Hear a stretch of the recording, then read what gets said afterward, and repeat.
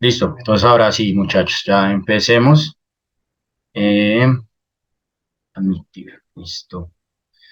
Listo, entonces vamos a hacer un repaso así súper rápido de lo que vimos la vez pasada y vamos a entrar a mirar los conceptos nuevos que quedaron pendientes. Entonces, mientras se va acá proyectando el Canva, que es donde tengo la presentación.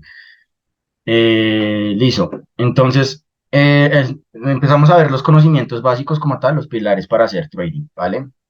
Acá dentro de lo que nosotros estábamos mencionando, hablamos el tema de qué es hacer trading. Acá pues de pronto, Michelle, para que estés ahí como atenta, que tú si eres nueva y pues no viste esta parte, entonces lo voy a explicar resumidamente. Igual cualquier pregunta pues me puedes escribir después al privado. Entonces, listo. El trading, pues básicamente el trading que es una profesión como tal, una actividad comercial en la cual se compran y venden activos que cotizan en mercados financieros. Básicamente lo que nosotros buscamos con el trading es comprar barato y vender caro. Esa es como el gran resumen y la gran ciencia del trading. Es comprar un activo para después venderlo más caro y obtener ganancias por ese diferencial del precio. ¿Listo? Ahora, teniendo en cuenta esto, entonces debemos tomar en cuenta que el trading como tal, ay, perdón, el trading como tal, pues es una actividad de comercio especulativo, por tanto conlleva ciertos riesgos, ya que estamos hablando pues de administración como tal del capital. Eh, entonces es importante saber mitigar estos riesgos, ¿cierto? Tener, digamos, una buena gestión del riesgo para que podamos evitar escenarios de posibles pérdidas que no están dentro de nuestra gestión y poner en peligro nuestra estabilidad financiera, ¿listo? Espérenme, veo acá el chat. Ok, listo. Ahora, muchas personas piensan que el trading y las inversiones son lo mismo. Si bien en ambas se va a disponer de un capital para obtener ganancias o buscar ganancias, porque no siempre pues vamos a hablar de que las ganancias son 100% aseguradas, existen una serie de diferencias en concreto que vale la pena mencionar. Entonces, vamos a mirar cuáles son esas diferencias. Entonces, habíamos dicho que en el trading el capital que nosotros disponemos es para operar en mercados financieros. Ya vamos a ver entonces y repasar el concepto de qué son los mercados financieros con un retorno en corto y mediano plazo. Y en la inversión como tal, el capital que se dispone siempre va a ser generalmente a largo plazo. El trading es un ingreso activo, es decir, que requiere pues nosotros como de nuestra gestión, de nuestro tiempo, asumimos un rol de autoempleado que está ahí escrito, es decir, que pues no tenemos que como tal cumplir un horario estricto como puede ser en un trabajo formal de oficina, no tenemos un jefe, depende de nosotros, pero nosotros mismos somos como nuestro autoempleo, ¿sí? De nuestra propia disciplina, de nuestra propia, digamos, como hábitos de operación, de tener como un horario comercial y demás, para poder obtener pues así los beneficios a través de la gestión que hacemos en el trading, ¿cierto? Mientras tanto que en la inversión sí ya como tal lo que hacemos es un ingreso o se busca generar un ingreso pasivo. Entonces yo mencionaba en la clase anterior el tema, digamos, en inversiones en finca raíz, que compráramos un apartamento y ponemos a rentar ese apartamento, pues como tal tenemos un pasivo, o sea, una propiedad que nos está generando a nosotros una renta sin necesidad de que nosotros tengamos que trabajar, sino que esa propiedad está trabajando para nosotros. Mientras tanto que en el trading sí es necesario nosotros como tal, pues desempeñar una labor de tiempo y como tal un trabajo para obtener beneficios o hacer como tal la actividad de comercio. ¿Listo? El trading tiene más importancia sobre el análisis técnico y la inversión tiene más importancia sobre el análisis fundamental. Entonces, básicamente, y les recuerdo acá el tema, el análisis técnico es el estudio de los gráficos del precio, ¿sí? Que ya vamos a ver un poquito de eso. Es cómo se comporta un activo, si está al alza, si está a la baja, si vamos a comprar o vamos a vender según cómo esté la tendencia. Y la inversión, que es más el análisis fundamental y los centros económicos, pues es precisamente eso. ¿Qué está pasando con la economía?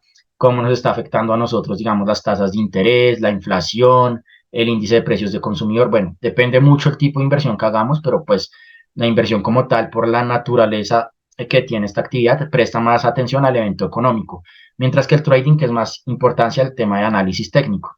El trading, que es de negociación alta, es decir, se abren y cierran operaciones con más frecuencia, Mientras que la inversión, pues la negociación es baja. De hecho, muchas inversiones es solo hacerlas una vez y listo. Se opera con contratos financieros apalancados en el trading, mientras que en la inversión generalmente no existe el apalancamiento. Hoy vamos a hablar precisamente de eso, de qué es el apalancamiento. Eh, Acá dice, entonces, los principales actores que tenemos al momento de hacer trading, que entonces hablábamos de dos grandes actores principales, que son los institucionales. Acá, ok, yo tengo una pregunta, no tengo claro scalpers e intradays. Listo, Norma, ya vamos a ver eso, ya respondo tu pregunta. Entonces, los actores, como tal, hablábamos del tema de los institucionales, sí, digámoslo en dos grandes grupos, institucionales e independientes. Institucionales son como esas grandes ballenas del mercado, esos grandes partícipes que por el capital que ellos tienen, estamos hablando de muchos millones de dólares, están en capacidad de mover el mercado, ¿sí? Mientras que los independientes son personas como ustedes o como yo, que lo están haciendo quizás desde casa, con fondos propios o con cuentas de fondeo, que ahorita no voy a explicar qué es cuentas de fondeo, porque ya es un tema que vamos a ver más adelante, pero digamos que lo hacemos por nuestra propia decisión, ¿sí? Y no estamos trabajando para una institución grande eh, que tiene un poder muchísimo mayor y una participación mayor en los mercados. Entonces, también mencionamos el tema de cuáles eran esas instituciones.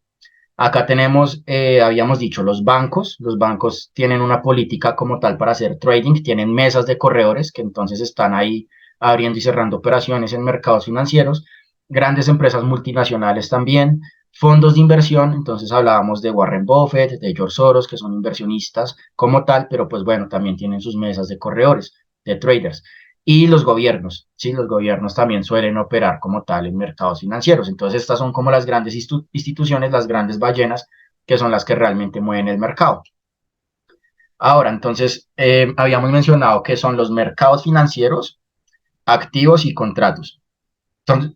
Entonces, básicamente un mercado financiero es el mecanismo el cual agrupa varios activos de una misma categoría para ejecutar las correspondientes acciones de compra o venta. Volvamos al ejemplo que yo cité la vez pasada. Un mercado es como una gran bolsa, es como si yo tuviera una bolsita y en esa bolsita yo tengo dulces, ¿sí?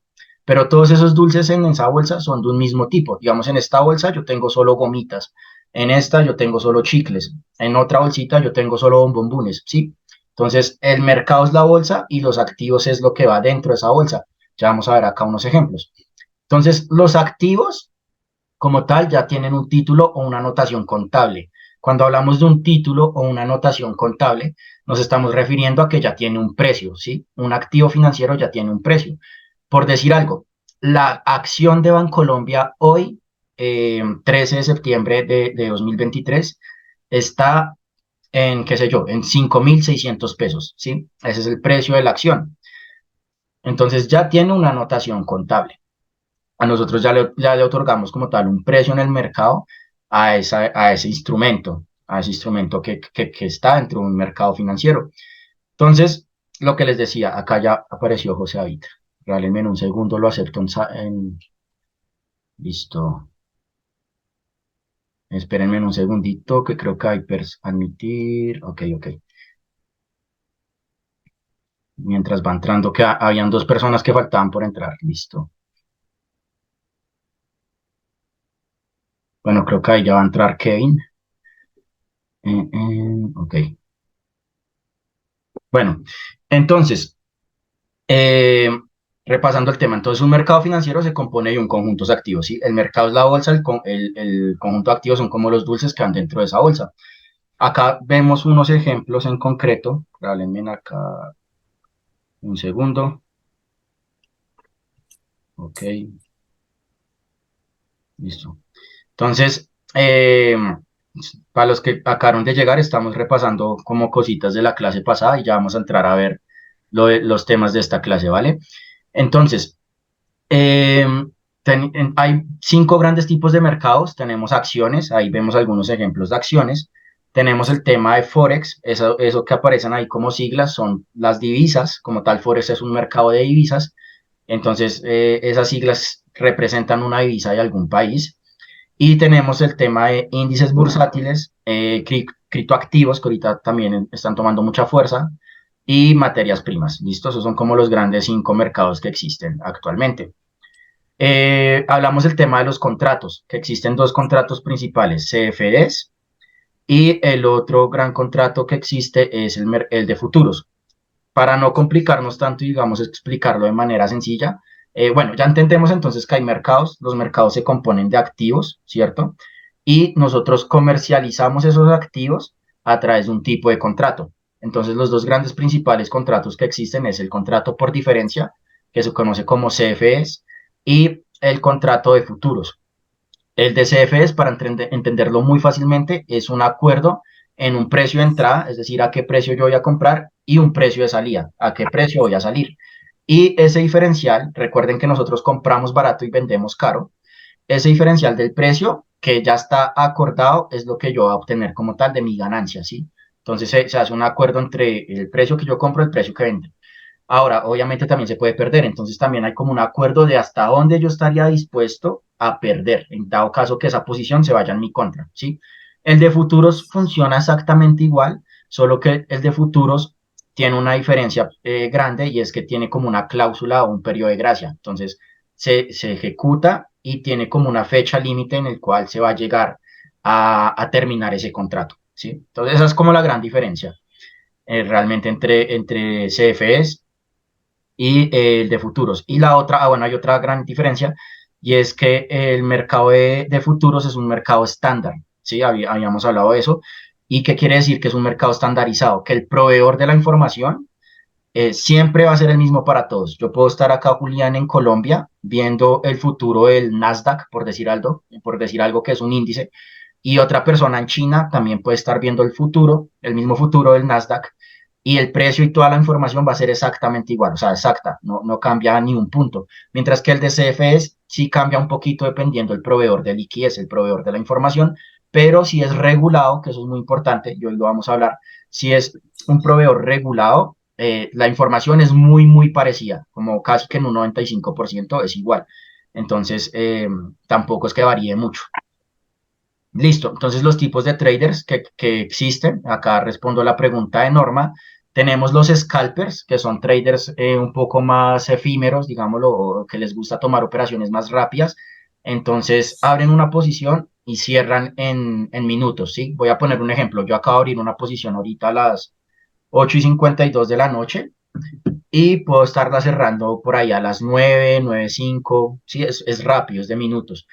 Y la diferencia con el intraday es que el intraday, las operaciones que hace son de un poquito más de largo plazo, pero son dentro del mismo día. Entonces, yo abrí hoy una posición a las 8 de la mañana, la puedo estar cerrando a las 2 3 de la tarde, ¿sí? Ahí quedó como resuelta tu pregunta, Norma. Si quieres, respóndeme en el chat.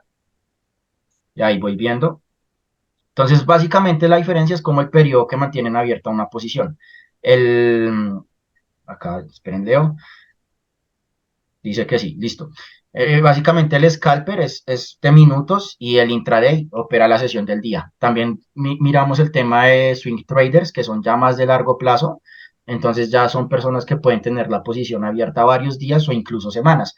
Y están los core o position traders, que ya son de muy largo plazo. De hecho, se consideran ya como inversionistas porque la frecuencia de operación no es tan alta. ¿Sí? ¿Se acuerdan las diferencias que vimos al comienzo? Entonces, ya no operan tan seguido, ya digamos que la frecuencia de negociación es más baja y la mantienen en el tiempo, pero igual siguen considerándose como traders por la manera en cómo comercian. Entonces, los campos de acción, pues lo mismo que ya expliqué antes, los institucionales, que son los que operan para bancos, fondos de inversión, fondos de pensiones también se incluyen ahí, operan bajo una política de inversión institucional y con grandes sumas de capital. Y los independientes, entonces nosotros, ustedes o yo, que lo está haciendo, digamos, como una manera individual, buscando obtener ganancias del mercado por medio de una estrategia. ¿Listo? Entonces hablamos el tema ya en concreto de que era Forex, que es como el mercado en el que yo me especializo y que digamos, pues va a tener como más enfoque, pero eso no quiere decir que si ustedes operan otro tipo de mercados o vienen de otros tipos de mercados no les vaya a servir la información. Cuando entremos a ver el tema de análisis técnico, ¿sí? O sea, de la estrategia, de cómo operar. Pero pues acá igual se aclara el tema de Forex. Entonces, Forex es una abreviatura de una sigla en inglés que es Foreign Exchange, como está ahí escrito, que significa intercambio foráneo o intercambio de divisas. Es uno de los mercados más grandes a nivel mundial, con 6.6 trillones de dólares comercializados diariamente. ¿Listo? Entonces, ¿qué es lo que se comercia en Forex? Divisas, como ya había mencionado. Estas que están acá en la diapositiva son las 8 principales divisas que nosotros vamos a tener para comerciar. Obviamente existen muchos más, ya vamos a ver eso, pero estas se conocen como el grupo grande, ¿sí? El que el 90% de la gente siempre está como comercializando con estas divisas. Entonces, si se dan cuenta, cada una tiene una sigla. Si quieren, tómenle pantallazo a esto o una foto con el celular, pues para que lo tengan ahí presente. Pero cada divisa tiene como una sigla, que es la manera en la cual nosotros identificamos el activo. Acuérdense que el activo es el que ya tiene una anotación contable, un precio, y es el que nosotros vamos a comerciar. ¿Listo? Entonces, hablamos que en Forex siempre necesitamos de un par de divisas, es decir, dos. La divisa base y la divisa cotizante. Entonces, ahí hay algunos ejemplos. Por ejemplo, este primer caso que tenemos ahí es el euro dólar. Debajito está libra contra el neozelandés, ¿sí?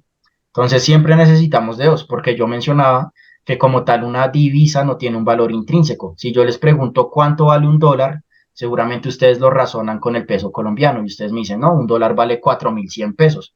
Pero si yo estuviera en Europa y yo soy, por decir algo, español, sí, yo vivo en Madrid, España, y toda la vida he estado allá, pues yo digo, marica, pues un dólar lo voy a referenciar a euros, ¿sí? Entonces depende mucho el contexto. Como tal, una divisa no tiene un valor intrínseco, sino que va a variar más del contexto como tal. Y por eso en Forex, pues también se maneja de esa manera, divisa base y divisa cotizante. Entonces, hay como unas calificaciones de estas divisas. Tenemos los pares mayores, que son todos aquellos que incluyen el dólar, como vemos ahí. Eh, listo. Teníamos el tema de los pares menores, que son todos aquellos que están dentro del grupo de la canasta de las grandes, ¿cierto? Que son ocho divisas, pero excluyen, si ustedes miran ahí en la diapositiva, por ningún lado se ve el USD, que es la sigla del dólar. Entonces, cuando ustedes escuchen, digamos, un trader o no sé, están por ahí estudiando, viendo algún video y la gente dice como, en este caso vamos a operar con un par mayor, ¿sí? Entonces ustedes ya saben, ah, es algo que tiene que ver con el dólar. O de pronto le escuchan a alguien decir como, no, es que a mí no me gustan los mayores, yo opero los menores. Entonces quiere decir que esa persona está operando pares de las principales, pero que excluyen el dólar, ¿listo? Y la última categoría era el tema de los exóticos. Entonces, los exóticos son divisas que no están como tal dentro del grupo de las grandes, de las principales. Generalmente tienen un volumen de transacción más bajo y representan a países de economías emergentes. Entonces, ahí tenemos unos ejemplos. El primero es el USD contra el RBL. Ese RBL es el rublo de Rusia. No es una moneda como tan usual que se comercia en Forex. El segundo ejemplo es el que vemos acá, MXN contra COP, es peso mexicano contra peso colombiano. Después tenemos libra esterlina contra TRY, que esa es la lira de Turquía, si mal no recuerdo. Y abajo tenemos PEN, ARS, que es soles peruanos contra pesos argentinos. Entonces, si se dan cuenta, no son divisas tan conocidas pues para la economía mundial, ¿sí? O sea, no es como que sea tan usual comerciar con pesos colombianos. O sea, realmente pues nuestro país no tiene una gran relevancia en el contexto pues macroeconómico, sí, a nivel global.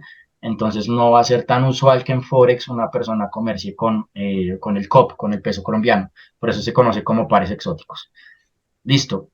Entonces, la cotización de un par de divisas, muy sencillo, la divisa base, la divisa cotizante, recuerden que siempre necesitamos de dos, la que está a la izquierda siempre es la base y la que está a la derecha siempre es la cotizante. Entonces, en este ejemplo, un euro, que es la base, equivale a 1.09356 dólares, ¿sí? Obviamente el precio es fluctuante, ¿sí? O sea, siempre va a estar variando y eso es lo que precisamente hacemos en el trading, buscar que el precio llegue a un punto barato para comprarlo y venderlo caro.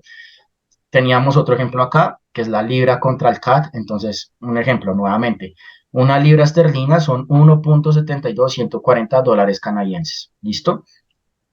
Entonces, siempre hay dos, la base y la que le va a dar la cotización a esa base. Ahora, ¿cómo se gana en Forex? Entonces, habíamos hablado de que hay dos principales opciones como tal de comerciar, ¿verdad? Que es la posición de compra, que es cuando nosotros decimos que la divisa base va a subir, ¿cierto? Que se va a cotizar en relación a la cotizante, pues valga ahí como la redundancia. Entonces, a la posición de compra también se le conoce como ir alcista, ir en largo o los toros del mercado, ¿sí? Entonces, básicamente es que cuando nosotros entramos en una compra, es que el mercado va a subir, ¿sí? Que el valor de ese activo o de ese instrumento, esto no solo es en Forex, de hecho, eh, usted, digamos, una compra o ir alcista, largo, toros, también aplicaría para acciones, para criptos, ¿sí? Es como un término, en realidad. Y las posiciones de compra y venta en realidad son para todos los mercados. Pero entonces la diferencia es esa. Compra es que nosotros especulamos o por el análisis que hicimos, vemos que hay más probabilidad de que el activo suba y venta que va a bajar. A las ventas también se le conoce como bajistas, corto o los osos del mercado. ¿Listo? Y a ver qué hay por acá. Listo. Entonces, hasta ahí, ahí esta imagen, ¿qué pasó? Como así que no se pudo encontrar la imagen. Bueno, ya buscamos una en Google. Listo, entonces hasta ahí habíamos quedado la clase pasada, ¿vale? Hicimos un repaso súper rápido. Yo sé que Tito, abuelo de pájaro, quizás algunas cosas pues no las detallé mucho, pero pues la idea era como hacer un repasito rápido. Y ya a partir de este punto entramos con los términos de lo que va a ser la segunda clase. Lo que es el caso de Kevin y Dairo, yo sé que para ustedes esto pues es como sencillo, reitero que ya quizás ustedes lo vieron, pero pues entendamos que la gente que está acá en el grupo principalmente están apenas comenzando, entonces pues de pronto tener ahí un poquito de paciencia, ¿vale? Igual vamos a ir avanzando. Con Kevin creo que al final me quedo, si algo, bro, me escribes y ahí miramos tu caso, ¿listo? Entonces, nada, entonces vamos a empezar a hablar de unos nuevos términos. Quiero acá hacer como una pequeña pausita para ver si de pronto quedó alguna pregunta o ya arranco de una. Entonces, si quieren, escríbanme en el chat. Mientras yo acá voy buscando acá en Google el tema del spread, que no sé por qué se me borró de la diapositiva, ¿vale? Entonces, si quieren ahí en el chat o simplemente me ponen todo bien, todo está entendido.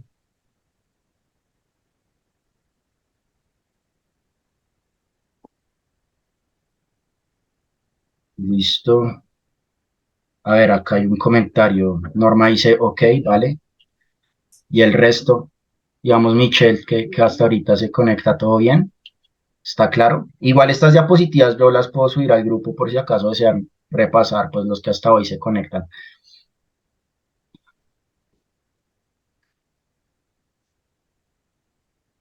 Listo, ok, todo bien, listo. Entonces voy a avanzar pues para que nos rinda el tiempo. Entonces, no sé por qué esta mañana di una clase y la imagen estaba bien, parce, y ahora no sé por qué no me carga, pero bueno, listo. Entonces, ¿qué es el spread? ¿Vale? Entonces, el spread, acá ya les recomiendo que vayan anotando, saquen el cuadernito, y porque ya empezamos pues las temáticas de hoy, ¿listo? Entonces, el spread se conoce como la diferencia entre el precio de demanda, que también se conoce como bid price, y el precio de oferta, que también se conoce como ask price. Esa diferencia, ¿cierto? Entre ambos precios, eh, tiene una unidad de medida que se conoce como los pips. Y ahí yo resalto pips en rojo y en mayúscula porque es un término también muy importante que ya de hecho voy a pasar a explicar en otra diapositiva. Entonces, si esto no quedó claro, para eso era la imagen, pero pues no me ayudó hoy la presentación, lo voy a explicar acá con este ejemplo. Entonces, vean, tenemos dos precios y acá tenemos divisa base, que es la libra, divisa cotizante, que es el dólar, acá donde estoy señalando con el mouse. Entonces, acá tenemos un precio que es 1.3089 y tenemos un segundo precio que es 1.3091. Este es el bid price, precio de demanda, y este es el ask price, precio de oferta. Ahora, ustedes se preguntarán, pero ¿por qué hay dos precios? Y eso depende si tú entras en una compra o en una venta. Voy a dar un ejemplo más exacto para que esto quede claro. Cuando ustedes van a una casa de cambio de divisas, ¿cierto? Supongamos que yo voy a viajar a Estados Unidos y yo necesito comprar dólares. Yo llego allá y yo digo, buenas tardes, vengo a comprar dólar. ¿A cuánto me lo están vendiendo? Entonces vamos a suponer que el precio del dólar actualmente son 4.000 pesos, ¿sí? Pero a mí no me lo van a vender a 4.000, seguramente a mí me lo van a vender más caro. ¿Por qué? Porque la casa, o sea, el intercambio, pues necesita ganar, ¿no? O sea, no sería negocio para ellos venderlos al mercado real. Entonces me dicen, como listo, nosotros lo estamos vendiendo a 4.050, ¿sí? Entonces, en ese caso yo lo estoy comprando un poquito más caro, ¿cierto? Porque ellos van a ganar ahí como una pequeña comisión por hacerme a mí el favor de venderme. Entonces, en ese caso, eso se conoce como creo que acá vendría siendo como el bid price, que es como el precio de compra como tal. Entonces, como el precio en el cual el vendedor estaría dispuesto a darte esa posición, ¿sí? Cuando nosotros establecemos una posición de compra, entonces estamos comprando como más arriba del mercado real, pero nuestra posición, y acá ojo, porque es que acá es donde mucha gente se confunde, el broker la pone en el precio de abajo, ¿sí? Entonces, quiero que se entienda esto, o sea, ustedes compraron un poquito más caro, ¿cierto? Pero la posición, cuando ustedes la abren en el mercado, está un poquito más abajo. Y esa es como la pequeña comisión que se estaría llevando el broker como tal por abrirte esa posición que se conoce como el bid price, ¿sí? Que eso es el tema del spread. Ahora, supongamos que listo, yo compré los dólares, no me los gasté, me fui para Estados Unidos y después los voy a vender. Entonces el dólar está a 4.100. Cuando yo vuelvo otra vez a la casa de cambio, yo digo, buenas, vengo a vender mis dólares. Ellos no me lo van a comprar a 4.100, o sea, me lo van a comprar más barato. ¿Por qué? Porque necesitan ganar, ¿sí? O sea, ese es como el negocio de ellos. Entonces me dicen, listo, el dólar está a 4.100, pero le ofrecemos 4.070, ¿sí? Entonces yo lo vendí más barato. Sí, más barato. Entonces ahí yo estaría aplicando un ax price, que es cuando yo entro en una venta, ¿sí? Entonces, ese es como el spread y eso es lo que cobra el broker. Tranquilos que ya les voy a explicar qué es un broker, porque pues de pronto dicen como, uy, parce, ¿cómo así un broker? O sea, ¿qué es eso? Entonces ya, de hecho, hay una diapositiva que explico qué es un broker. Pero básicamente el broker es como el que nos permite operar, ¿sí? Entonces, el negocio del broker es que cobran como un spread, una pequeña diferencia en cuando usted va a ir a comprar o cuando usted va a ir a vender, ¿sí?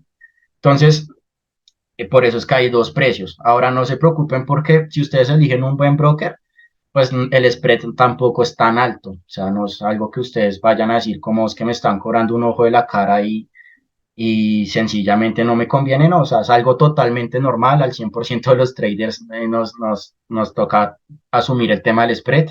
Hay situaciones en la cual no se cobra spread, que eso ya es para cierto tipo de estrategias, o sea, ustedes entran realmente al precio como tal del mercado del broker, pero se cobra una comisión por cierre de la operación, ya si sea ganancia o pérdida, se cobra un pequeño porcentaje de comisión. ¿Listo? Entonces, ese es como el spread. Si tienen preguntas o algo, pues me van ahí poniendo en el chat, igual pueden hablar, entonces frescos, o lo miramos al final. ¿Listo? Entonces ahora habíamos dicho los pips. ¿Listo? Entonces voy a explicar qué es el tema de los pips. Entonces, los pips son una sigla en inglés que es point o percentage. Eso significa en español punto porcentual. Los pips, para explicarlo fácilmente, solo son una unidad de medida estandarizada que sirve para determinar la variación del precio de un par de Forex, de divisas de Forex. También se aplica pips en otros mercados, pero traigámoslo en este momento a Forex. Eh, Entonces es una unidad de medida, así como si yo voy a medir una distancia, quizás lo mido en kilómetros, en metros, ¿sí? Si yo voy a medir el peso, pues lo mido en kilos, en toneladas, ¿sí? Entonces, PIB es una unidad de medida para la variación del precio cuando estamos operando en un mercado financiero, o sea, cuando estamos haciendo trading. Ahora, el PIB, sí, casi siempre, en la gran mayoría de los casos, va a ser el cuarto dígito luego del punto decimal, excepto para los pares que incluyen el yen japonés. Esa es como la excepción a la regla, ¿sí? Entonces, acá tenemos un ejemplo. Acá tenemos el libra dólar. El precio actual es 1,42583. El PIB en este caso es el cuarto dígito después del punto decimal, o sea, después de la coma. Entonces contemos acá 1, 2, 3, 4. Entonces en este caso el PIB es el 8, ¿sí?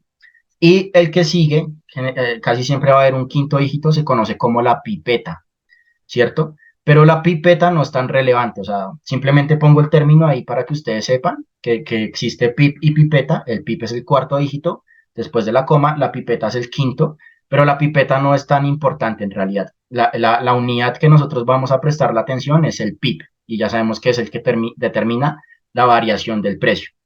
Entonces, hay una excepción a la regla, que es cuando nosotros tenemos el yen japonés en cualquier par. Acá hay un ejemplo, dólar contra yen japonés.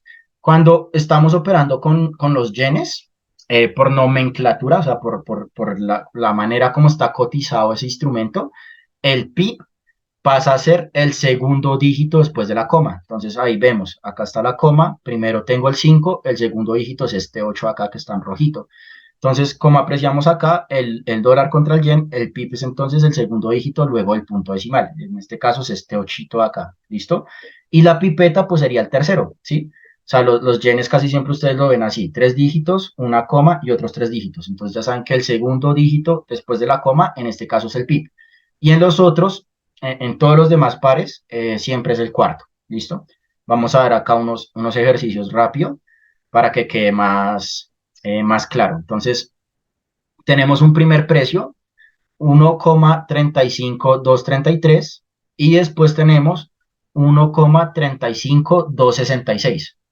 En este caso, el precio subió 3,3 pips, ¿sí? O también se podría decir que subió 3 pips con 3 pipetas, ¿listo? Entonces, vea, ahí está la diferencia. Entonces, este cuarto dígito subió 3, ¿cierto? De 3 a 6, 3 pips, y también la pipeta de 3 a 6, 3,3, ¿listo? Entonces, es ahí como para que quede claro y pues se vayan familiarizando con el término. Ahora, un segundo ejemplo, tenemos acá 151,780 y después tenemos 151,670. En este caso el precio bajó, ¿sí? ¿Bajó cuánto? 1,1 pips, ¿cierto? Este es un ejemplo, el segundo, este sería un ejemplo con el yen, porque vean que ahí el dígito está es el segundo después de la coma, ¿sí? El segundo dígito decimal. El PIB, mejor dicho, es el segundo después de la coma. Entonces, este segundo ejemplo sería como si tuviéramos un yen, si estuviéramos cotizando con un yen japonés. Listo, veamos el tercer ejemplo. 1,68660 y después tenemos 1,69423. En este caso, la cotización subió 76,3 pips, ¿sí? Ahí haciendo pues la resta, nos daría 76,3 pips. Y tenemos un último ejemplo, 0,85897 y después tenemos 0,85742.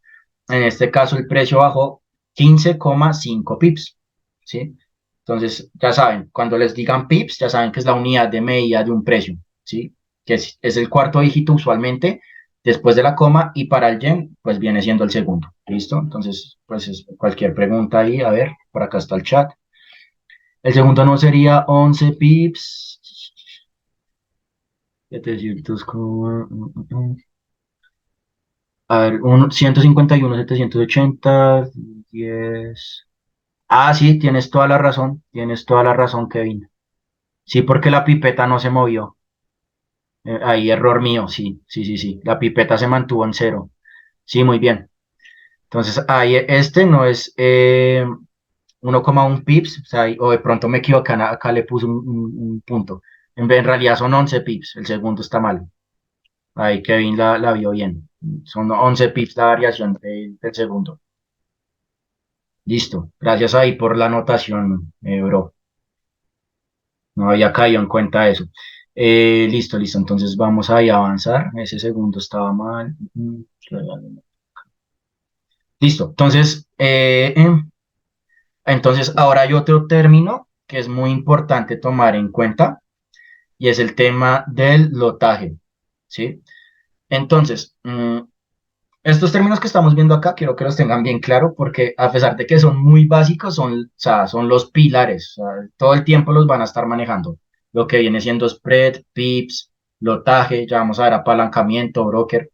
Entonces, el lotaje es un término para nosotros referirnos al tamaño de la posición. Ya estamos hablando como tal del volumen de la posición que vamos a abrir. La asignación del lotaje es uno de los aspectos más importantes que se deben tener en cuenta en un trader, ya que no solo se trata de manejar adecuadamente la gestión de riesgos, sino también el total del capital de la cuenta. ¿Por qué? Porque supongamos que ustedes tienen una cuenta, no sé, voy a poner un ejemplo, de $1.000, ¿cierto? Si nosotros estamos operando con un lotaje muy elevado en el cual arriesguemos un porcentaje muy alto de la cuenta, vamos a tener mayor probabilidad de quemarla, o sea, de perder todo el capital. Por eso es muy importante lo que se conoce como gestión de riesgo, que ya voy a explicar qué es. Y el lotaje, pues en realidad usted tiene el libre derecho de decidir con qué lotaje entra. O sea, no es como que el broker o no sé, o el profesor, por decir yo, o no sé, cualquier otra persona le diga a usted cómo es que solo tiene que entrar con este lotaje. No, usted tiene su total libertad. Obviamente uno les enseña cómo hacerlo de una manera adecuada, cómo llevar una gestión de riesgo adecuada para que entren con un porcentaje que sea correcto y no como desmesurado o irresponsable, pero al final el que va a tomar la decisión cuando usted vaya a abrir la operación, pues es usted, o sea, no es nadie más. Entonces es muy importante que tengan esto claro y ojo acá. Entonces, el lote como tal, el lotaje que nosotros asignamos, también tiene como unas categorías y es lo que está acá en el gráfico.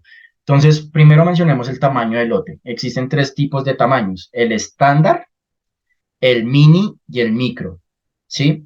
Un lote micro corresponde a 1.000 unidades, ¿listo?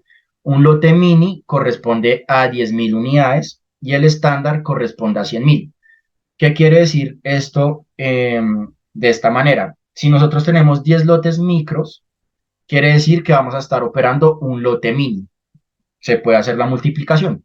1.000 por 10, 10.000. Entonces ya no diríamos como es que tengo 10 lotes micros, sino ya tengo un lote mini, ¿cierto? Ahora, entonces 10 lotes micros componen un lote mini, ¿cierto? Y asimismo 10 lotes mini componen un lote estándar, ¿sí? ¿Verdad? Es como una escala que siempre va a ir de 10 en 10.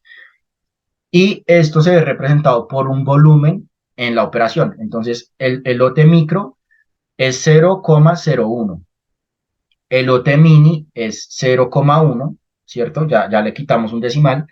Y el estándar es 1. Es la manera como tal que se representa. No se preocupen que esto, yo sé que puede parecer un poquito complejo, pero es sencillo al momento de nosotros hacerlo. Pero toca que quede como claro, ¿listo? Entonces, eso se conoce como lotaje, ¿listo?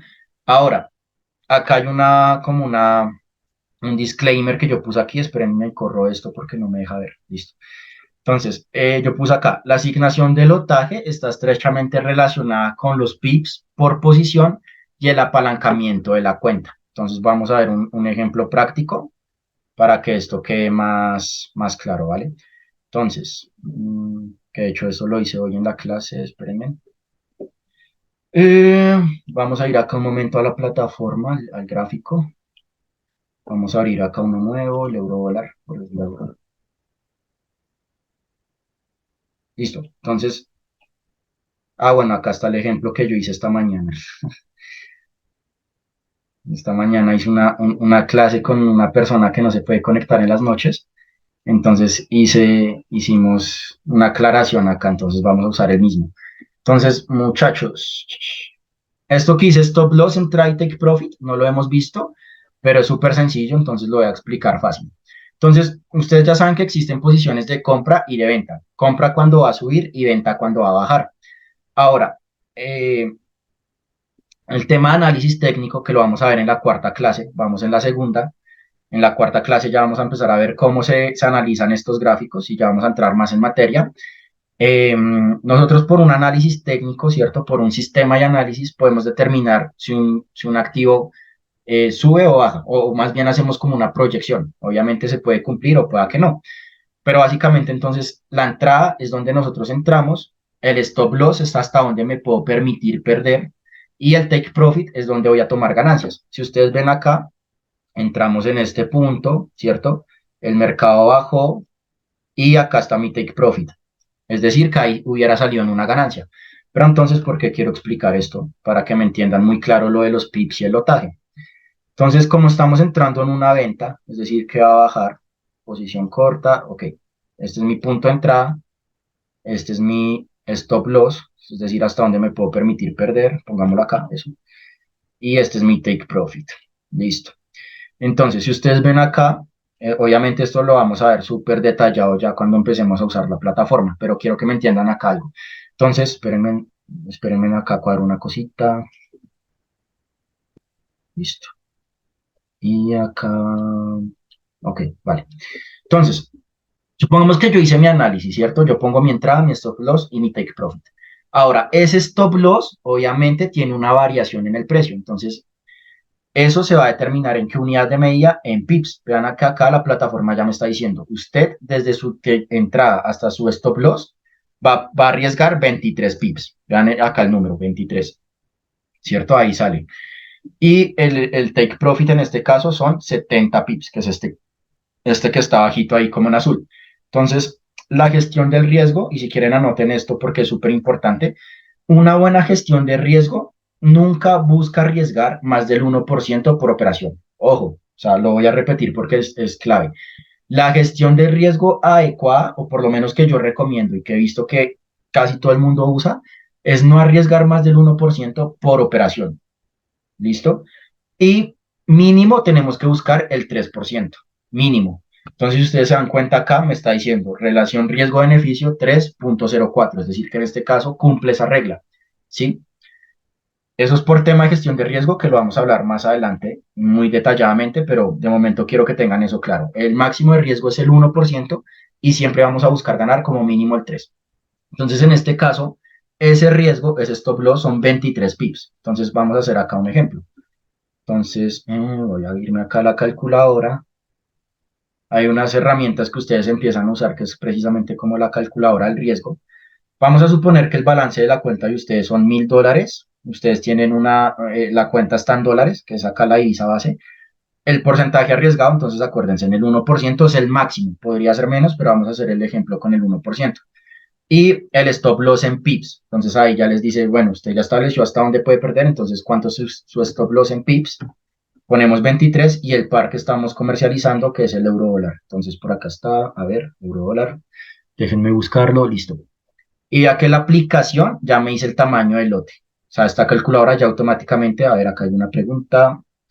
¿Puedes repetirme, por favor, lo de esto, stop, entrada y take? Listo, normal, ya te lo voy a repetir, ¿vale? Quiero que esto quede como claro y ya voy para allá. Entonces, esta calculadora, ya poniéndole nosotros los datos, cuánto arriesgamos, cuánto es el stop loss en pips y pues la ISA que vamos a comercializar, me está diciendo el lote recomendado es 0.043. ¿Listo? Volvamos acá un momento. Acá está agregando el tema está agregando un dígito más, pero entonces 0.04. ¿Listo? Entonces acá me voy a volver un momentico a la presentación y ya resuelvo tu pregunta, Norma. Entonces, yo acá ya sé, cuando yo vaya a abrir la posición, la calculadora me dijo, listo, usted tiene que entrar con 0.04 para que no arriesgue más de ese 1%. Usted sigue esa regla, o sea, usted no tendría por qué violarla. Entonces, en este caso, yo estoy operando 4 lotes micro, ¿cierto? Que acá entonces ya sabemos 0,044 lotes micro, ¿listo? Ahora, Norma, voy a responder tu pregunta así súper rapidito. La entrada es simplemente el punto donde tú entras, ¿sí? Nosotros entramos acá, o sea, acá donde está esta lineecita, entró el trade, la línea negrita, donde dice entrada. Es decir, en el momento en que tú ejecutas tu operación, ahí entró el mercado, ¿listo? El stop loss, como bien se traduce al español, es como el límite de pérdida o el pare de pérdida. Entonces, hasta donde tú te permites perder. Si el mercado hubiera hecho esto, en vez de bajar, subiera, yo me iría en pérdidas, ¿sí? O sea, ahí perdí. Pero yo establezco hasta dónde, porque supongamos que el mercado sube y yo no pongo un stop loss. Pues, parce, o sea, me quema la cuenta, ¿sí? Entonces, por eso es que yo tengo que siempre operar con stop loss para hacerlo bien, hacerlo como responsablemente. Y el take profit es donde tú vas a cerrar en ganancias. Entonces ya cuando el mercado llega acá, tú ya ganaste. En el caso de una venta, si es una compra es como al revés, pero luego vemos un ejemplo para las compras. ¿Listo? Entonces es simplemente eso. ¿Dónde entras? ¿Dónde pones tu punto máximo que te permites perder? ¿Y dónde vas a asegurar tus ganancias? ¿Listo? Ahí sí, no sé si quedó claro. Si quieres, me dices. Listo, entonces vean, acá hay una reglita. Ah, yo no sé si yo borré eso, parce. Ah, sí, lo borré. Bueno, voy acá a explicar una cosa súper rápida y ya avanzamos con el otro tema. Entonces, un lote estándar en promedio son $10 por bit. En promedio, o sea, esto varía, pero es como un promedio de referencia. A ver, acá dice, ok, listo. Lote estándar, tenemos el mini. Entonces el mini viene siendo 10 veces menor, ¿no? Ya sabemos. Entonces es $1 por pip. Vayan anotando esto porque es súper importante. Y el micro vendría siendo 0,10 centavos de dólar por pip. Listo. Acá, ok, aceptar. Esa es como una regla. A ver, quiero ser claro en esto. Este precio puede variar.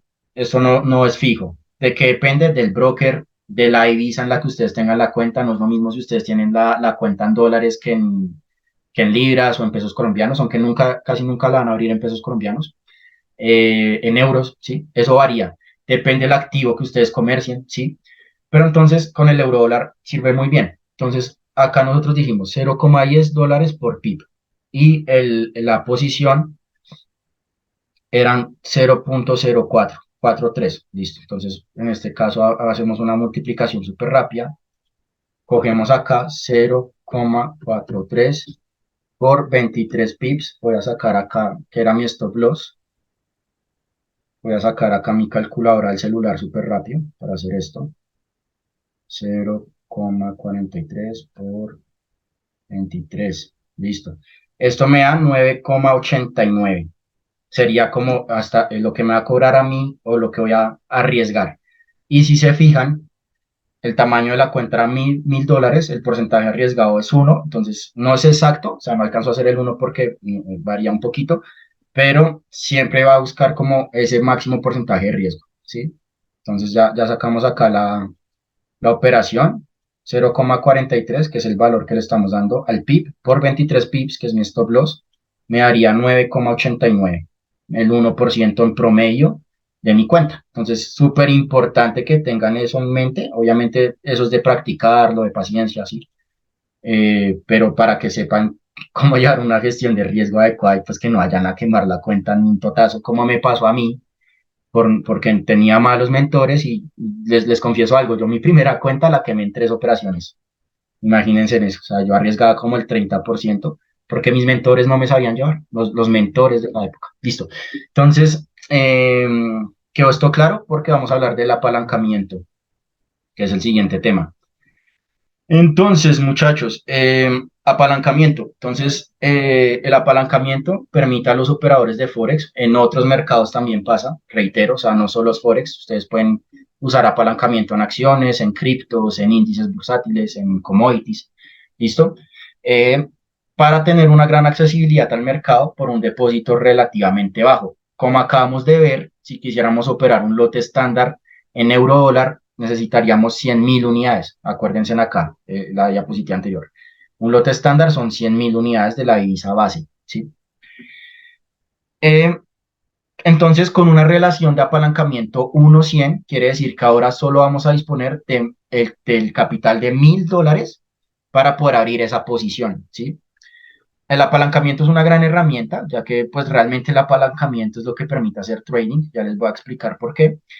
Por medio del apalancamiento es que nosotros podemos operar en el mercado financiero. Sin embargo, es importante usarlo de manera adecuada, como ya vimos, con una buena gestión de riesgo, no arriesgar más del 1% del capital por operación, porque el apalancamiento les va a permitir a ustedes abrir muchísimos riesgos si ustedes quisieran, ¿sí? O sea, usted es independiente de lo que usted quiera arriesgar. Obviamente, entre más usted arriesga, más puede ganar, pero es mejor ir de poquito, ¿sí? O sea, eso lo vamos a hablar en psicología de inversión, pero desde ya métanse en la cabeza que la manera más adecuada de hacerlo es 1% máximo por operación, puede ser menos. Entonces, ¿por qué el apalancamiento es lo que permite hacer trading hoy en día? No sé si ustedes sabían, hablemos un poquito de historia, no sé si ustedes sabían que antes de Internet, o sea, como de los 90 para atrás, hacer trading era muy jodido. O sea, hacer trading era algo muy exclusivo para gente con muchísima plata, o sea, muchísima. ¿Por qué? porque el contrato, ¿cierto? Y eso lo vamos a ver más adelante, el tamaño del contrato que ofrecen los brokers para usted abrir en una posición, y eso usted lo puede comprobar en MetaTrader, generalmente el mínimo como tal son 100.000 unidades. Es decir, si yo me hubiera ido en los años 80 o 70 a la Bolsa de Valores de Colombia a decir que yo quería hacer trading, me hubieran dicho, listo, Julián, pues usted puede hacer trading, pero usted va a necesitar mínimo $100.000 para una sola operación, porque ese es el mínimo el tamaño de contrato por legislación, incluso, o sea, por eso es un tema de legislación y estandarización de cómo se regulan los mercados. Entonces, con la aparición del Internet, empezaron a salir muchos brokers, ya vamos a ver el tema de brokers, que es acá, de hecho, la siguiente diapositiva. Eh, Empezaron a salir muchos brokers, bueno, muchas ayudas para los traders independientes, nosotros, con opciones de apalancamiento. Entonces, el apalancamiento es que usted tiene un capital mucho más pequeño, ¿cierto? Y el broker como tal, como que lo apalanca, o sea, es como si le hiciera un préstamo, pero no es que usted vaya a quedar con una deuda, simplemente es como que le proveen a usted que ese capital que usted tiene se puede apalancar para abrir una posición. Si no, hacer trading sería, o sea, sería para muy poquitos. Entonces, es como una ventaja que dio el Internet y el tema del apalancamiento, ¿vale? Igual esto, como les reitero, se va a ir viendo con más profundidad a medida que avancemos en las clases. Pero entonces ya tenemos claro qué es apalancamiento. Ahora, ¿qué es un broker? Que ustedes me escucharon que varias veces yo mencioné broker, que broker aquí, broker allá. Entonces, ¿qué es un broker? El broker es una institución, una empresa que sirve como intermediario entre nosotros, como traders independientes, y el mercado financiero. Usualmente un broker hace operaciones de compra y venta bajo las órdenes de sus clientes, nosotros, y ganan dinero mediante el cobro de una pequeña comisión o pago por sus servicios. Acuérdense en el tema del spread. El spread es como ese pequeño porcentaje o ese pequeño cobro que hace el broker. Entonces acá hay una representación. Entonces estamos nosotros como traders independientes, necesitamos de un broker, necesitamos abrir una cuenta en un broker y el broker es el que nos conecta a nosotros al mercado financiero, ¿sí? Veámoslo con un ejemplo como puntual. Nosotros queremos comprar un carro nuevo, supongamos que 0 kilómetros. Vamos a necesitar de un concesionario, ¿cierto? Ir a un concesionario y el concesionario es el que nos da el carro, ¿sí? O sea, es como el intermediario, por poner un ejemplo así muy, muy vago que se me acaba de ocurrir. Entonces, el broker es el que realmente nos conecta a nosotros con el mercado financiero, llámese acciones, forex o el que sea. Ahora, entonces, ustedes dirán, listo, yo necesito abrir una cuenta en un broker, es como si fuéramos a abrir una red social o algo así, pero entonces, ¿qué es necesario para elegir un buen broker? ¿Cómo es ese tema? ¿Cómo es que yo tengo que ir mirando ya cuando vaya a operar con dinero real? Tener un buen intermediario, entonces vamos a ver un poquito sobre eso. Entonces, los criterios para elegir un buen broker, y cuando yo empecé a hacer trading, yo me acuerdo que habían, o sea, y todavía de hecho, hay muchísimas ofertas de brokers. O sea, a mí a cada rato me salen publicidad de brokers, pues por lo que yo todo el tiempo estoy entrando como a páginas de eso y demás. Entonces yo estoy en YouTube y me salen brokers, brokers, brokers. O sea, hay un montón. Pero eso no quiere decir que todos los brokers sean buenos. Nosotros debemos tener un cierto criterio de evaluación para poder mirar que un broker realmente sea bueno y que nos dé a nosotros buenas garantías como traders. Entonces acá yo destaqué unos puntos importantes a tomar en cuenta. Entonces, el primero es que el broker sea regulado. O sea, un broker es una entidad que como tal está captando dinero, pues bajo decisión obviamente de las personas, pero entonces por ende se tiene que regular bajo una legislación financiera, un ente regulador que mire que ese broker tiene los permisos legales para ofrecer servicios de captación como tal y prestar servicios de operación en mercados financieros. Entonces es importante que se mire que está regulado. Las principales regulaciones, si quieren anótenlas, a nivel global son la FCA de Reino Unido, la ASIC de Australia, por ahí también encontramos la CNMV, que es la Comisión de Bolsa y Valores de Estados Unidos. Esas son como las tres principales. Hay muchísimas más, obviamente hay brokers que tienen varias regulaciones, dependiendo de donde tengan como su oficina, su punto fiscal como tal, su punto físico. Pero entonces esas son como las tres principales. Igual hay muchísimas más. Por ahí también está la de Chipre. eh, ¿Cuál otra? Bueno, hay varias. Está la de España, que ahorita no recuerdo el nombre. Pero entonces hay varias como entidades. Por ejemplo, acá en Colombia, la que haría eso en teoría es la Superintendencia de Industria, no. Superintendencia Financiera, es como la que haría ese ejercicio acá en Colombia. ¿Listo? Eh, es importante mirar que el broker tenga experiencia, o sea, que tenga trayectoria, mínimo 7 años. Si es un broker muy nuevo, no es que sea malo, o sea, no es que sea como un broker tramposo o estafa, pero pues obviamente uno prefiere irse con un broker que ya tiene trayectoria, que ya tiene buenas reseñas, que ya está como bien posicionado en el mercado. Que tenga soporte en tu idioma, o sea, eso es súper importante, porque cuando ustedes van a abrir una cuenta, ustedes les piden como una documentación, a veces esos documentos se demoran en aprobar, o ustedes tienen preguntas del retiro, que no sé qué. Entonces es muy importante que tenga el soporte, el servicio al cliente, preferiblemente en español, ¿sí?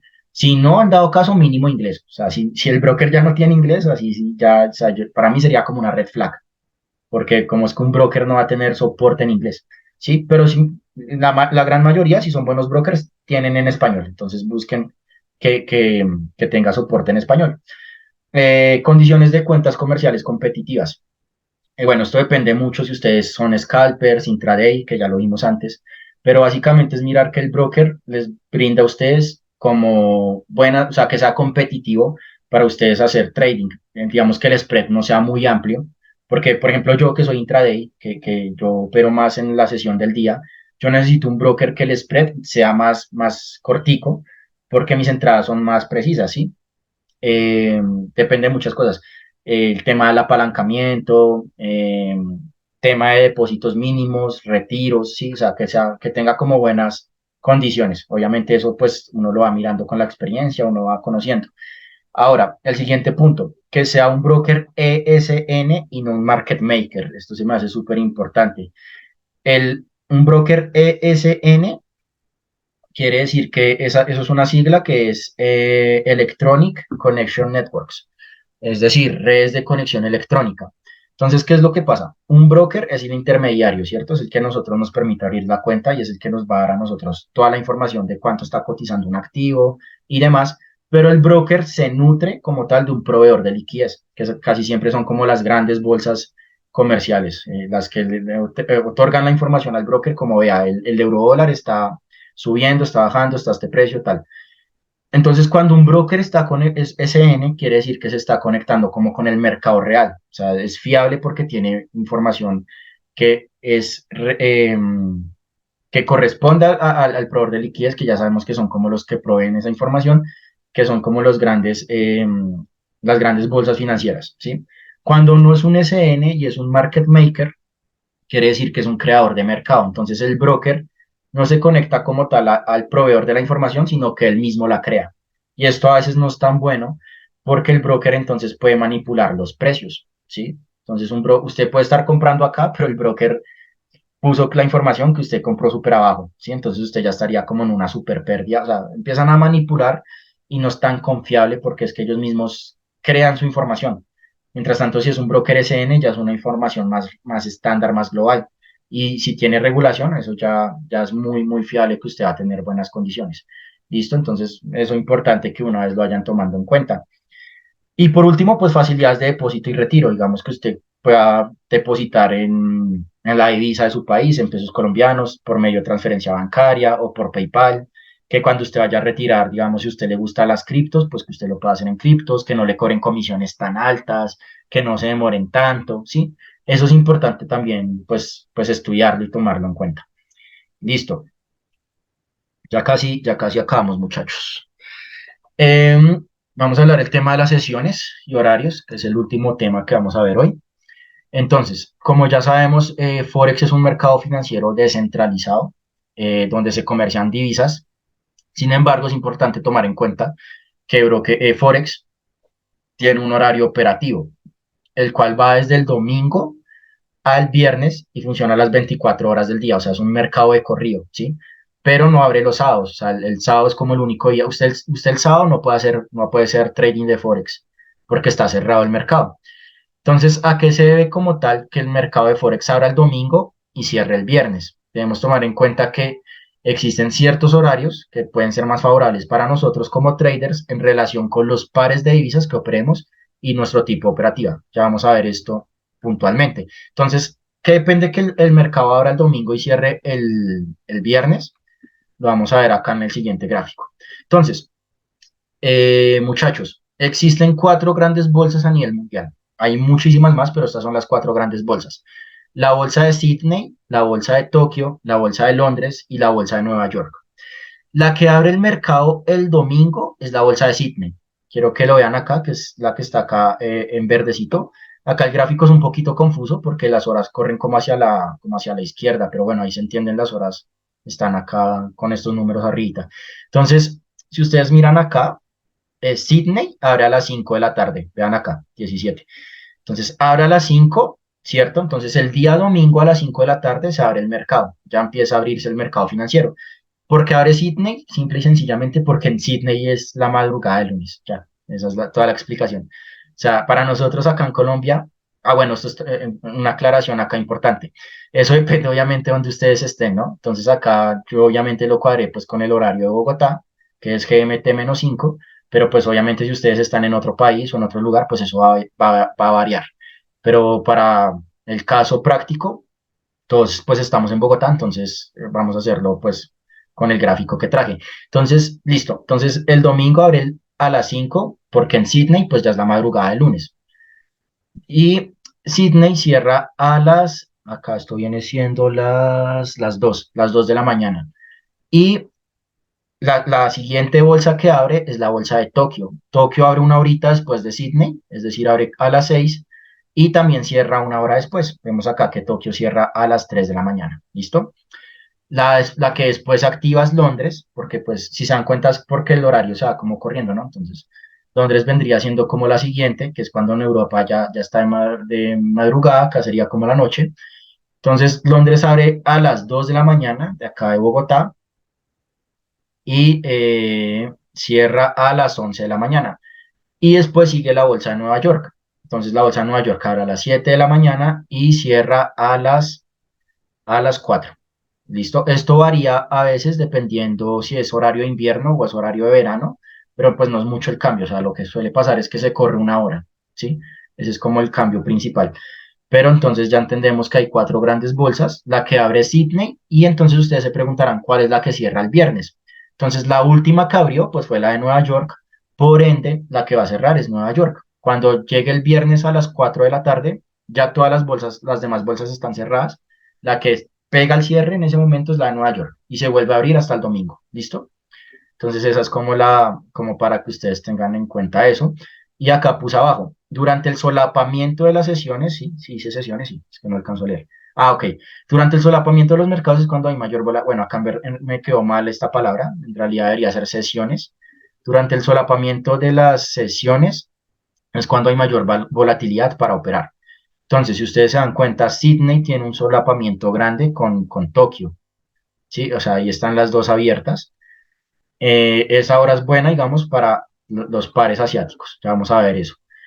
Tokio tiene un pequeño cruce con Londres, que es acá que Tokio está abierto aquí a las 2, cierra a las 3 y ahí está, alcanza a abrir Londres, que es este cuadrito acá.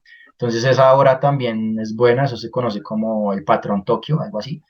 Eh, y pues aumenta la volatilidad. A nosotros como traders nos favorece la volatilidad porque es cuando el mercado más como que se va a mover. Entonces podemos tomar ciertas operaciones que sean más favorables. Y el solapamiento de la Bolsa de Londres con la de Nueva York, que viene siendo desde las 7 de la mañana hasta las 11 que cerró Londres. Entonces, ahí tenemos abiertas esas dos sesiones y ese horario es muy bueno para comercializar porque hay mayor volatilidad, que de hecho es la sesión que yo opero. Yo opero la apertura de Nueva York hasta más o menos el cierre de Londres. Listo. Entonces, las principales divisas por sesión. Entonces, cada sesión como tal tiene como unas divisas principales, que es como las que más se mueven en esas sesiones, pero no es una regla. O sea, ustedes pueden ver, por ejemplo, acá la sesión de Nueva York. Entonces, las que más se mueven son el USD, que es el dólar, y pues el CAT, el canadiense. Pero eso no quiere decir que el dólar o el canadiense no vayan a hacer un buen movimiento quizás en una sesión de Londres o en una sesión de Tokio. O sea, no es una camisa de fuerza, no es una regla, no es una ley más bien, pero sí suele pasar ya por temas estadísticos que la sesión americana, es decir, la de Nueva York, pues los pares que más favorecen son los americanos, el dólar estadounidense y el dólar canadiense. Por asimismo, entonces la sesión de Londres favorece más a los pares europeos. el euro, la libra y el franco suizo. Y la sesión asiática, pues por ende va a favorecer más al tema de los pares asiáticos. Entonces tenemos ahí el yen japonés, JPY, el AUD, que es el dólar australiano, y el NZE, dólar neozelandés, ¿sí? Igual, ustedes pueden mirar a veces que un par netamente asiático, por decir que estemos comercializando la UDJPY, a veces en Nueva York hace muy buenos movimientos, pero casi siempre y por temas como estadística y probabilidad, se suelen mover más en horarios de Asia. Cuando abre Tokio, cuando abre Sydney, cuando están como solapadas las dos, suele ser más favorable, pues según la divisa que nosotros estemos como operando. ¿Listo? Listo, muchachos. Entonces esa era la clase de hoy. Voy a dejar acá de compartir para volver acá. Espero que les haya gustado la clase. Si tienen preguntas, ahora sí pueden hablar, pueden activar micrófonos con toda confianza o me las ponen ahí en el chat. ¿Qué tal les pareció? ¿Quedó claro? ¿Preguntas? Porque vimos varios temitas y temas ya un poquito, pues, o sea, son básicos, pero que hay que estudiarlos. Entonces, no sé, digamos, bueno, Dairo y Kevin ya conocen de esto, pero el resto quizás, ¿cómo les pareció? Déjenme saber mientras tomo agüita acá. Parce, a mí personalmente me pareció muy bacano. Muchas gracias, de verdad. Lo explica muy bien. Gracias, gracias, Dairo. Gracias. Sí, sí, también, o sea, como que, digamos que, pues, a pesar de que uno lo sabe, pues, como no lo utiliza como frecuente, como que se suele olvidar, entonces, ayuda como para recordar, o sí, sí, como para recordar como mejor estos temas, las cosas básicas que en sí, a la hora de son importantes. Exacto, sí, tal cual como lo dices, Kevin, y pues también gracias por tu aporte. Estos temas son básicos, sí, o sea, son temas que uno maneja todo el tiempo y apenas es como la introducción, pero o sea, es que es importante tenerlos claro porque son los pilares. Es como si estuviéramos construyendo un edificio que va a ser muy alto. ¿De qué depende que ese edificio no se caiga y que se mantenga firme a pesar de su altura? Pues que hayan buenos pilares bajo tierra, ¿sí? Entonces eso es lo que yo estoy haciendo acá y por eso me tomo como el tiempo de explicarlo bien, porque acá estamos creando esos cimientos, o sea, las bases para que ustedes ya empiecen ahí a crecer con esto, claro. ¿Listo? No sé el resto, que quizás sí, pues hasta ahorita vieron esto, José David, Dosa, Michelle, que eres nueva hoy. Preguntas quizás, o todo claro. Bueno, yo quiero hacerte una pregunta. Bueno, no tengo claro lo de solapamiento. Solapamiento es como que, como darse cuenta de que, digamos, Sydney con Tokio entonces tiene más o menos el valor porcentual para que yo pueda obviamente hacer la compra. O solapamiento es, no sé, tengo ahí el enredo. Listo, listo. Vale, excelente pregunta. Cuando yo digo solapamiento, simplemente es que una bolsa abre y después llega otra que abre, pero se alcanzan a cruzar, ¿sí? O sea, como que ambas están operando al mismo tiempo. Veamos acá otra vez el ejemplo súper rápido para que quede claro. Ahí ya Ah, estoy. o sea, es como las horas, los horarios que ellos utilizan, eso es el solapamiento prácticamente, no Sí, sobre lo que se está comprando, lo que se está vendiendo. no tiene nada que ver con que se está comprando o que se está vendiendo, no. Simplemente es que se cruza el horario, ¿sí? Ok, Míralo ok, acá. O ok. sea, por ejemplo, Ah, ok. mira acá, por ejemplo, Londres abría a las 2 sí, a las 2 de la mañana, listo. Y Londres va a cerrar a las 11 de Colombia. Ojo, esto es de Colombia. Pero Nueva York abrió también a las 7 y Nueva York pues cierra más tardecito. Pero si tú te fijas, dentro del periodo de las 7 de la mañana, ¿cierto? Hasta las 11 hubo un cruce de Londres con Nueva York. Eso se conoce como un solapamiento del mercado o un solapamiento de sesiones. ¿Qué es lo que pasa? Cuando tenemos Ok. solapamientos, es decir, que hay más de dos sesiones abiertas, la volatilidad suele ser más alta. Entonces es como más favorable. Obviamente tú podrías operar acá, o sea, tú podrías operar después de que cerró Londres y, por decir algo, abriste una posición a las 12. Pero es que no es tan recomendable porque, o sea, como que el mercado se pone más lento, ¿sí? Entonces no se mueve tanto, porque, no, porque en esos O aperturas s- entran más traders, entran más fondos de inversión, acordémonos los institucionales, y ese horario es como más favorable para ellos. De hecho, cuando hay baja volatilidad, por decir acá, cuando ya está cerrando Nueva York, el spread, acuérdense en el spread se crece un montón. O sea, el spread se infla, literal. Entonces ya no es como tan bueno, porque ya el broker nos está cobrando más duro. Entonces es bueno aprovechar como esos solapamientos. Igual vamos a ir viendo temas de, por ejemplo, yo sé que acá muchos trabajan, entonces dirán como no, parce, pues puta, ¿cómo voy a hacer yo? Todo bien, relájense en que hay una cosa que se llama operaciones programadas, después les voy a explicar eso, entonces, obviamente Les si iba se a quieren preocupar, preguntar, pero se puede programar yo para te que iba a usted, preguntar porque, dime, digamos, discúlpame, Julián, yo quería preguntarte al respecto, pues, digamos, a veces muy en parte de horario, donde tú dices es viable comprar o vender, que yo he visto en algunos casos de algunos amigos que están en las madrugadas. ¿Esa es la buena hora para uno empezar a hacer la gestión de compras y ventas? bueno, yo les voy a decir algo, no hay una hora buena o una hora mala, o sea, eso depende de ustedes. Hay horas más favorables, pero es que ustedes, o sea, hay un error que yo cometí cuando inicié en el trading es que yo quería adaptarme al trading, ¿sí? En vez de adaptar el trading a mí. ¿A qué voy? Si ustedes tienen un empleo, si ustedes tienen otras responsabilidades durante el día, ustedes no van a poder estar ahí 24/7, o sea, es muy desgastante o estar entrando en cualquier momento, ¿sí? Entonces, ¿cuál es la manera correcta de hacerlo? Que ustedes el trading lo adapten a ustedes, a su estilo de vida, y no ustedes adaptarse al trading, ¿sí? O sea, ojo ahí con ese principio. ¿Por qué? Yo me acuerdo cuando yo empecé, yo quería operar en cualquier momento, ¿sí? O sea, yo operaba Londres, Nueva York, tal, asiáticos, y no llevaba como un orden, una disciplina. Si ustedes tienen otros horarios o responsabilidades, un trabajo y demás, tienen que buscar la manera que el trading se adapte a ustedes, ¿sí? Ese es el principio, o sea, el trading se adaptará a ustedes. Entonces, por ejemplo, no sé, yo entro muy temprano a trabajar a las 7 de la mañana, pero a mí me gusta madrugar, estoy dando un ejemplo. Entonces, quizás yo puedo madrugar más y opero Londres, ¿sí? O por el contrario, yo no soy tan bueno para madrugar, pero cuando llego al trabajo puedo disponer de un tiempo, entonces opero Asia, ¿sí? O sea, eso al final va a depender del estilo de vida de cada quien. Entonces, ojo con eso, o sea, el trading se va a adaptar a ustedes, más no ustedes al trading. No cometan como ese error, porque cuando uno empieza, uno es como muy ansioso, uno quiere ganar, entonces todo el tiempo ahí con la pantalla abierta y en realidad lo que tenemos que hacer es empezar a establecer como reglas y parámetros que lo hagamos de una manera adecuada sin interrumpir como el resto de nuestras cosas.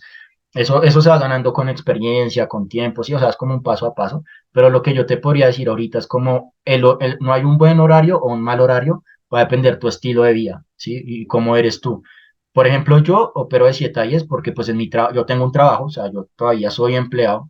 La siguiente clase va a estar muy buena porque les voy a mencionar unas cosas del tema de cómo diversificar. Bueno, me estoy adelantando un poquito, pero listo. O sea, yo opero de 7 a 10 porque a mí me gusta esa hora porque digamos que no tengo como que hacer muchas cosas más del trabajo y demás. Y es cuando está abierto Nueva York con Londres y se me facilita. A mí me gusta madrugar, yo me levanto temprano, hago mi rutina de pre-trading y entro a operar. Pero hay personas que quizás a esas horas están muy ocupadas o sí, entonces eso depende. Y depende por eso también el par que elijas. Hay unos que se mueven más en Asia, otros que se mueven más en Nueva York, etcétera. Entonces tienes que ir viendo, según el activo que comercies y tu estilo de vida, cómo lo adaptas, ¿vale? Bueno, Listo. Igual ya cuando entremos en tema de operativa, o sea, con gusto yo te puedo como ir asesorando de pronto cuál te conviene más. Listo. ¿Alguien más? ¿Alguien más, muchachos? O vamos ya finalizando por hoy. Y Kevin, si quieres, cierro acá y ya lo contigo ahorita que acabemos.